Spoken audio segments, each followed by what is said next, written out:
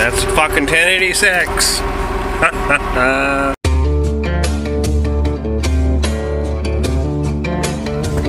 44 warm up here, so okay, they'll be like a video. See, I got some fixes to do, so oh well, do something.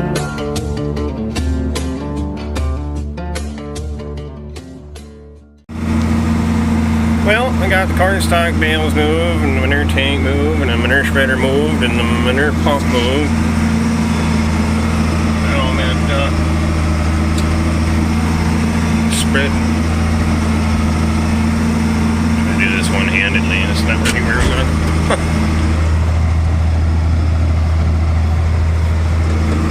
Yeah, put her on quick, and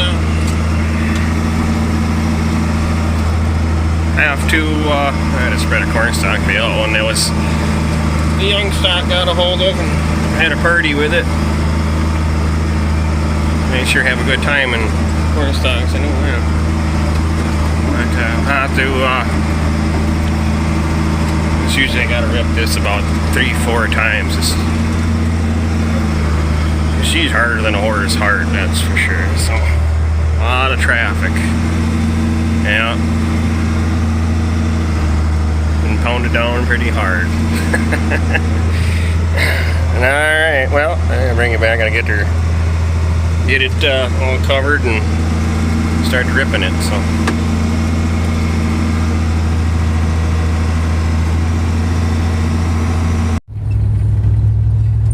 well, guys, how's it going? It's next day here. Got a phone call. I gotta run over to Larry's. He's the guy that's got the 86 there, and the Kinsey corn planters helped me plant corn there. He's planting beans, but he's at work right now, and he can't put his beans are sitting out in the field, and maybe getting a little rain coming, so he wants me to go run over there and put them away quick. So I may bring it back when I get over there.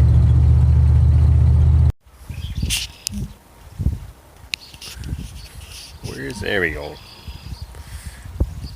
Yeah, 4366. Oh yeah, I painted that dang thing. Just got it around a bean press here. I'll take these in with the skid loader and throw these in the grain drill. So yeah, well, beans away, so they'll get wet, and hopefully. Oh, I shut the radio off. Well, got Larry's beans covered up. I'm back home here. Got the field cultivator back on, that air up a tire. One's got a slow leak.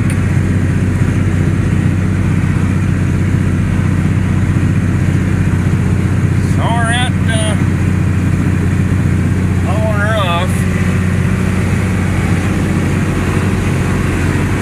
Ain't got much, but just a few sprinkles so far, rain, so we're hoping we get some. Could use a good shot once. Anything, a couple tenths would be would be great. So yeah, we'll keep working on this, and then I got to do a little fixing on Larry's corn planter. Depth wheels, got one depth wheel bearing went out, and I got there's one press wheel in the back bearing going out, so we get that fixed, and then start planting corn here. So looks like Casey come out, she's gonna take over for me. So yeah, well, maybe I'll go at that, get that corn planter going. So we'll see once.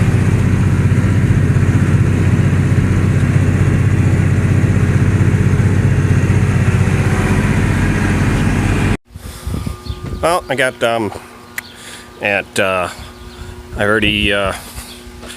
I cleaned out 6 boxes, pretty much. I didn't have to be perfect, I ain't too worried about it, but I got a different variety corn here.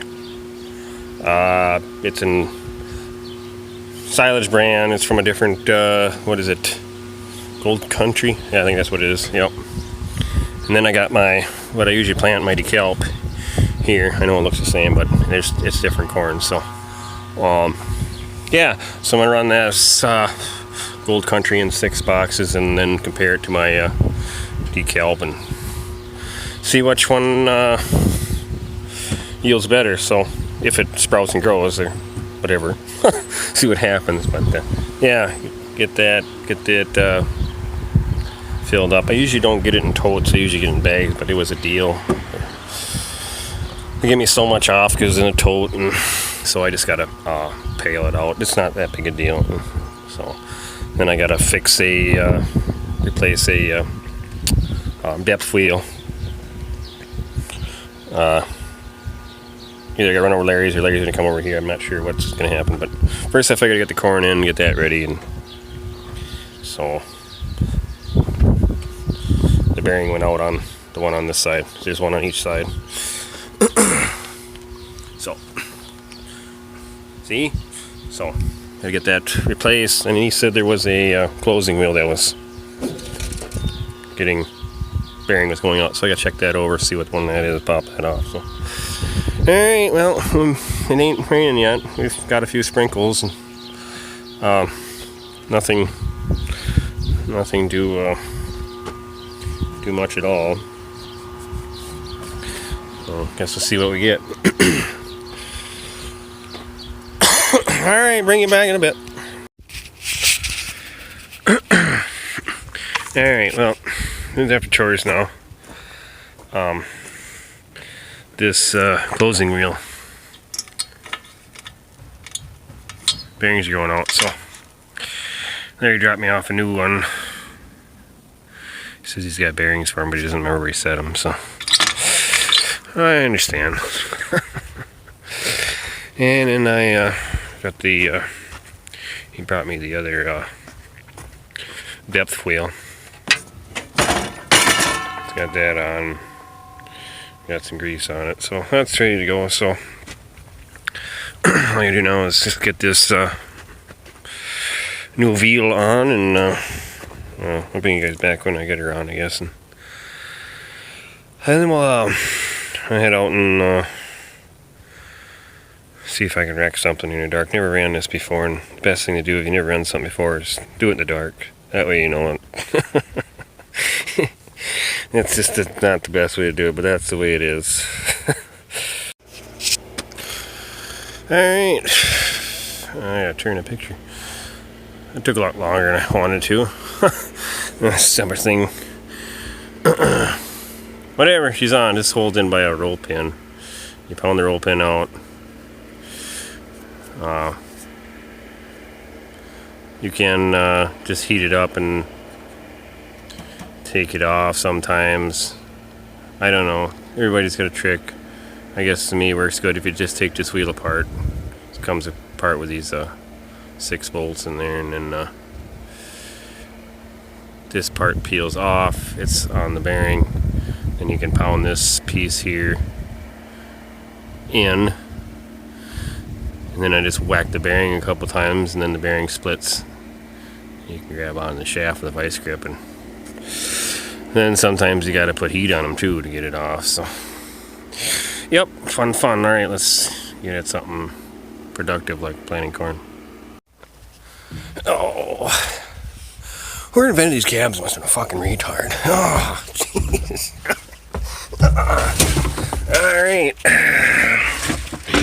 let's see. Throttle up.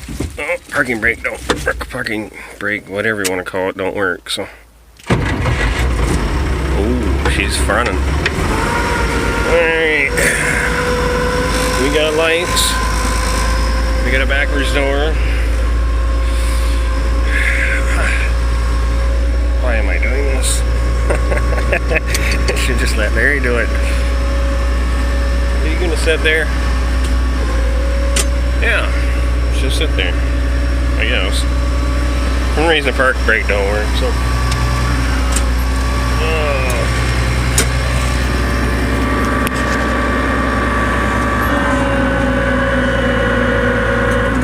Alright, now we're rolling. I have to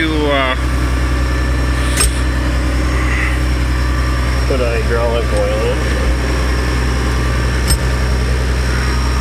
I'll bring it back once I get hydraulic oil in. That took me a lot longer, I thought. Sit, Ubu, sit. Good 1086. Well, I got out here in the field here, started planting and started bitching that row number 3 wasn't working. I'm pretty sure the I guess I could have showed you. There's little laser eyes in there, and they shoot across to the other screen that senses the shadow. Them little eyes must have burnt out, so it's telling it's not planning. It is planning. I do have a sensor, but I don't have the Kinze plugin. See, Kinze and John Deere have different plugins. So the same exact thing as a John Deere 7000, but just different plugins. That's how they kind of kept their crap separate. But well, I'll try calling Larry here again and see what we come up with. Alright, well, I know the picture's kind of crappy, but I'm more than likely going to get this field planted here tonight.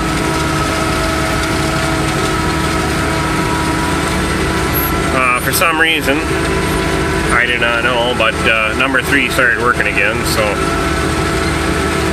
little after the little last bit clip you've seen, and all of a sudden it decided to work, so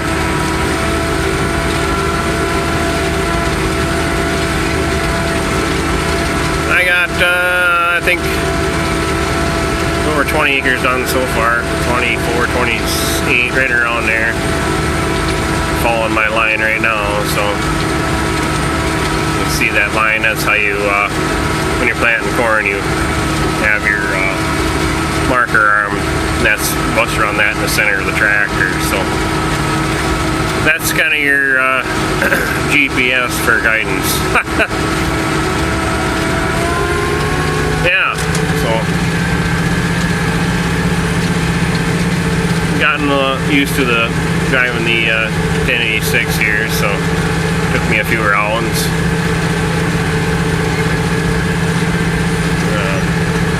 Quite the tractor. Yeah.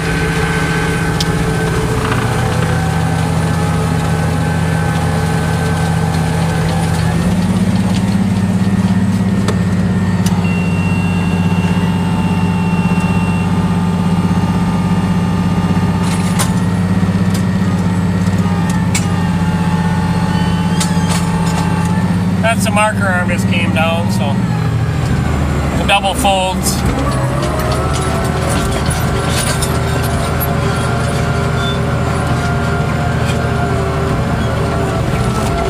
Then you just turn right around and line back up to your mark. You can see it there in the center of the screen. You get to your edge of your last row planted on your headland. Lay the corn planter down and send the marker arm out.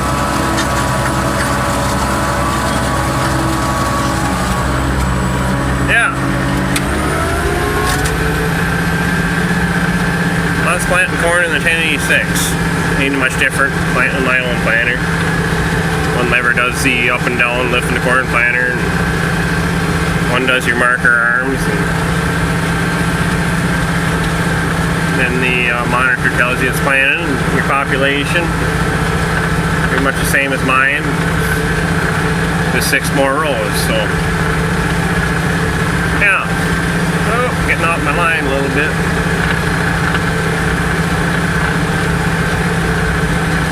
See, there's a little moisture in the ground yet. You can see the line that the marker made, so hopefully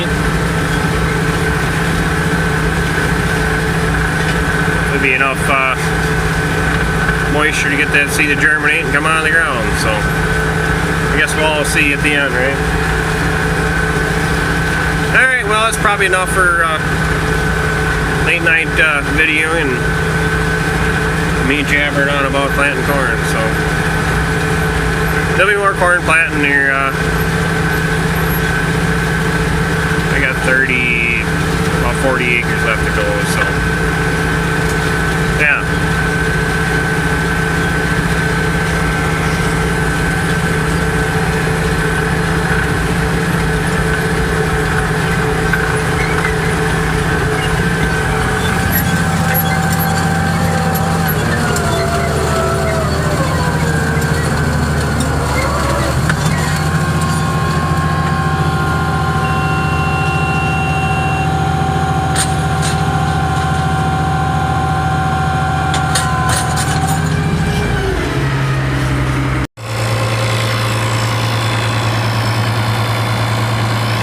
I had to stop and take a leak quick, but some of you guys that don't know, I figured to add this in here. How corn's planted. You do it by the population. It's not by the bushel an acre, it's not by the pounds an acre, it's by the kernel an acre. Most guys, I don't know if I can say this right, most guys run right around that, let's just say 30,000 kernels per acre. If you buy it by the bag, most all bags that I've ever seen have 80,000 population, so that's how you can kind of figure out your population by buying your bags.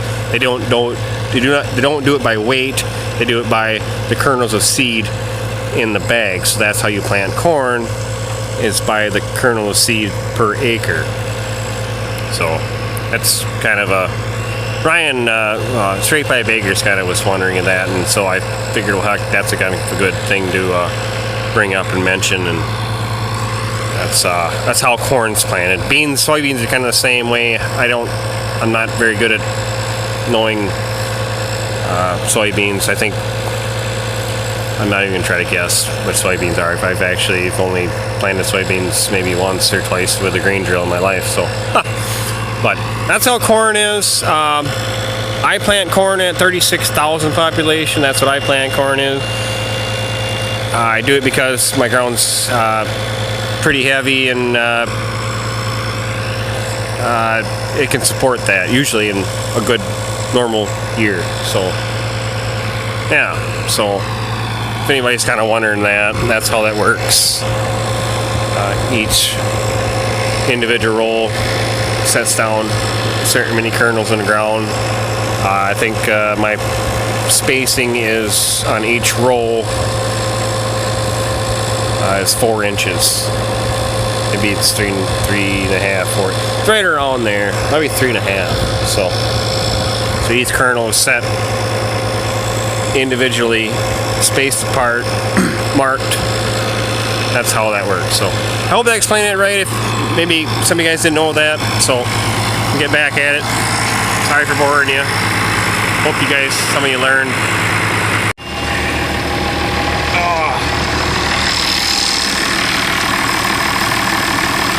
Well,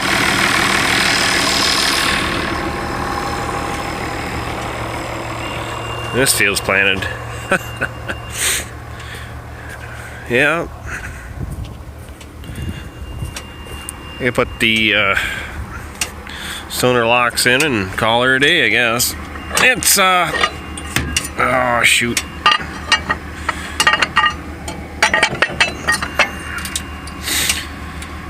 1 o'clock in the morning, so good enough, call her a day. Well, that's a son of a gun. I lost the pin on there. Sorry, Larry. You can kick my ass in the morning. Alright, well, this field's done. Well, guys, call this a video. Way too long. I didn't even know how many minutes I had to put together. Maybe I'll shorten it up some here. So far, it's plenty long. Yeah, I got that field in. This next day, you know, I'm working on a 4430.